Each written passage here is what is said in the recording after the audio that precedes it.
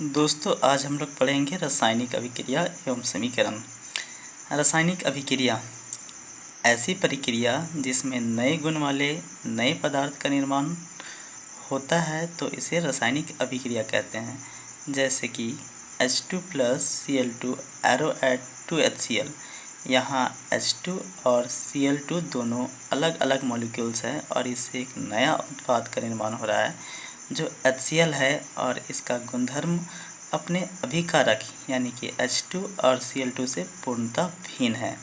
अभिकारक जो रासायनिक अभिक्रिया में भाग लेते हैं, जबकि रासायनिक अभिक्रिया में भाग लेने के बाद जो पदार्थ का निर्माण होता है उसे उत्पाद कहते हैं। रासायनिक समीकरण। जब किसी रासायनिक अभिक्रिया को संकेतों के माध्यम से व्यक्त किया जाता है तो इसे रासायनिक समीकरण कहा जाता है। जैसे कि दोस्तों यहाँ हाइड्रोजन प्लस क्लोरीन एरोएड हाइड्रोक्लोरिक अम्ल बन रहा है, तो हाइड्रोजन का प्रतीक चिन्ह H2 है जबकि क्लोरीन का प्रतीक चिन्ह Cl2 है। इसी प्रकार हाइड्रोजन क्लोराइड का प्रतीक चिन्ह HCl है। क्रियाओं के प्रकार। सबसे पहला संयोजन अभिक्रिया, वियोजन अभिक्रिया, तीसरा विस्थापन अभिक्रिया, चौथा द्विविस्थापन अभिक्रिया। संयोजन अभिक्रिया दो या दो से अधिक पदार्थों के संयोग करके एकल उत्पाद का निर्माण करते हैं। ऐसे अभिक्रिया को संयोजन अभिक्रिया कहते हैं। जैसे कि Mg प्लस O2 एरोएड MgO। यहाँ दोस्तों दो अलग अलग तत्व मिलकर के एक नए पदार्थ का निर्माण करेंगे, जैसे कि मैग्नीशियम और ऑक्सीजन एरोएड मैग्नीशियम ऑक्साइड। मैग्नीशियम ऑक्साइड का गुणधर्म अपने पूर्ण तत्व मैग्नीशियम और ऑक्सीजन से बिल्कुल भी भिन्न होगा। संयोजन अभिक्रिया के दो टाइप होते हैं। पहला ऊष्माशोषी अभिक्रिया, दूसरा ऊष्माक्षेपी अभिक्रिया। वैसी रासायनिक अभिक्रिया जिसमें ऊष्मा का शोषण होता है, ऐसी अभिक्रिया को ऊष्माशोषी अभिक्रिया कहते हैं। जैसे नाइट्रोजन प्लस ऑक्सीजन एरोएड नाइट्रोजन ऑक्साइड। दोस्तों ऊष्माशोषी अभिक्रिया में हमको ऊष्मा देना पड़ता है तब जाकर के ये अभिक्रिया होती है। जैसे कि इस अभिक्रिया में N2 प्लस O2 को नाइट्रोजन ऑक्साइड बनने के लिए 43.2 किलो कैलोरी ऊर्जा देने की आवश्यकता पड़ती है। दूसरा है ऊष्माक्षेपी अभिक्रिया। वैसी संयोजन अभिक्रिया जिसमें उत्पाद के निर्माण के साथ साथ ऊष्मा उत्पन्न होती है, ऐसी अभिक्रिया को ऊष्माक्षेपी अभिक्रिया कहते हैं। जैसे कि glucose C6H12O6 plus 6O2 एरोएड 6CO2 plus 6H2O plus ऊर्जा। दोस्तों यहाँ पे ग्लूकोज और ऑक्सीजन मिलकर के कार्बन डाइऑक्साइड प्लस जल बन रहा है और साथ में काफ़ी मात्रा में ऊर्जा उत्पन्न होता है और यही ऊर्जा हमारे शरीर में काम में आती है। इसलिए ऐसी अभिक्रियाओं को ऊष्माक्षेपी अभिक्रिया कहते हैं।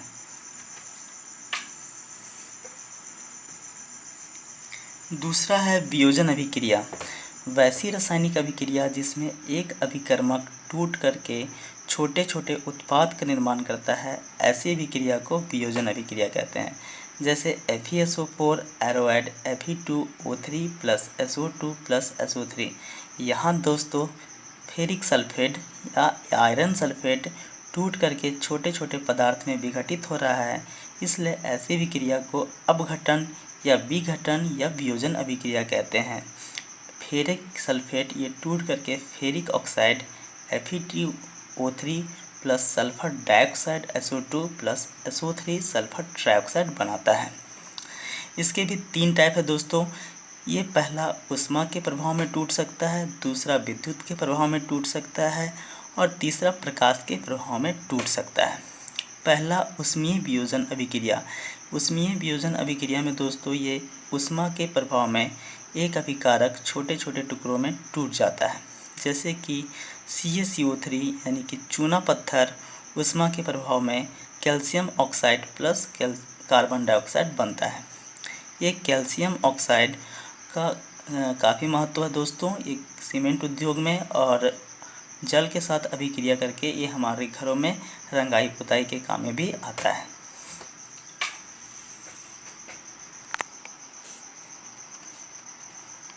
दूसरा है विद्युत वियोजन या अपघटन अभिक्रिया। विद्युत के उपस्थिति में अभिकर्मक का टूट करके छोटे उत्पाद का निर्माण होना ही विद्युत वियोजन अभिक्रिया कहलाता है। दोस्तों, इसमें विद्युत के उपस्थिति में एक अभिकारक जो है वो टूट करके छोटे छोटे पदार्थों में विघटित हो जाता है, जैसे कि जल में करंट पास करने से ये हाइड्रोजन प्लस ऑक्सीजन में विघटित हो जाता है। तीसरा है प्रकाश रासायनिक अभिक्रिया। ये प्रकाश के प्रेजेंस में, प्रकाश के उपस्थिति में टूट करके छोटे पदार्थों में विघटित होता है, जैसे कि सिल्वर क्लोराइड AgCl, एरोएड Ag+Cl2। इसका उपयोग दोस्तों श्याम श्वेत फोटोग्राफी में किया जाता है। तीसरा अभिक्रिया है दोस्तों विस्थापन अभिक्रिया। वैसी रासायनिक अभिक्रिया जिसमें कोई तत्व किसी यौगिक से दूसरे तत्व को हटाकर उसका स्थान स्वयं ग्रहण करता है, उन्हें विस्थापन अभिक्रिया कहते हैं, जैसे कि जिंक प्लस कॉपर सल्फेट एरोएड जिंक सल्फेट प्लस Cu। यहाँ जिंक दोस्त कॉपर से ज़्यादा ताकतवर है, इस वजह से कॉपर सल्फेट के विलयन में से कॉपर को ये विस्थापित कर देता है और इसका स्थान स्वयं ग्रहण करता है, और इस प्रकार से ये जिंक सल्फेट बनता है और कॉपर बाहर निकल जाता है।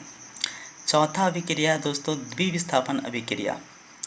वे अभिक्रिया जिसमें अभिकारकों के बीच आयनों का आदान प्रदान होता है उसे द्विविस्थापन अभिक्रिया कहते हैं, जैसे NaCl plus AgNO3 एरोएड AgCl plus NaNO3।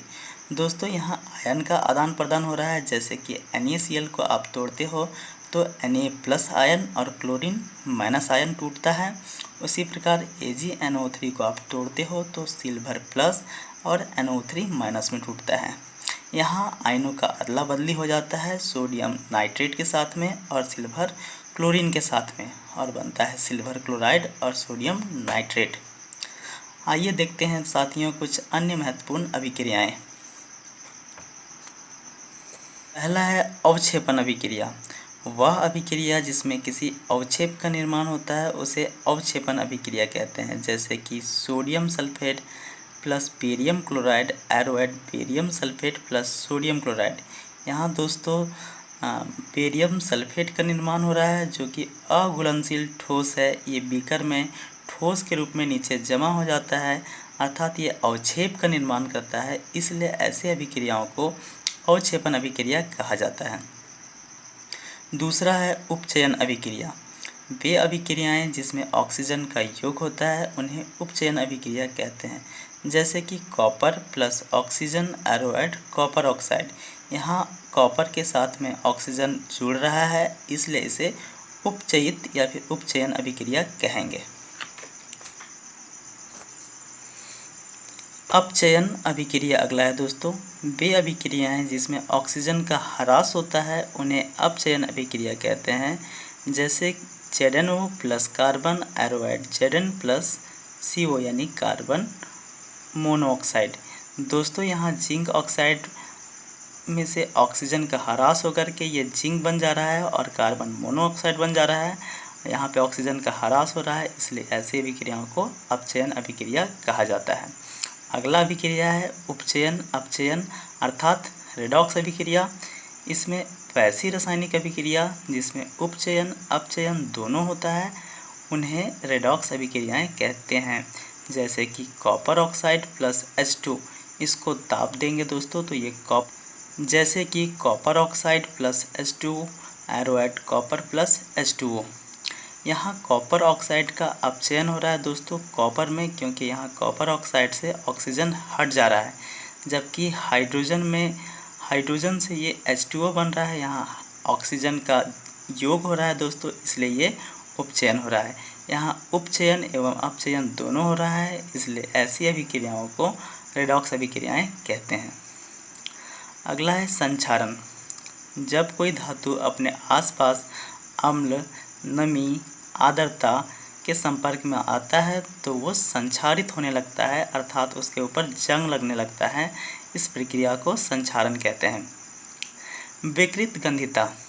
वसा एवं तेल युक्त पदार्थ लंबे समय तक रहने के कारण उनका स्वाद विकृत यानी कि अरुचिकर खराब हो जाता है उनका स्वाद, ऐसी प्रक्रिया को विकृत कंदिता कहते हैं।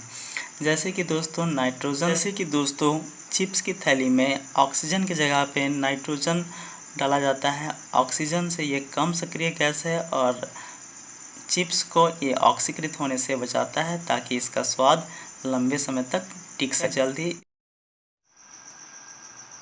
दोस्तों आप लोग चाहें तो इसका स्क्रीनशॉट ले सकते हैं। धन्यवाद दोस्तों।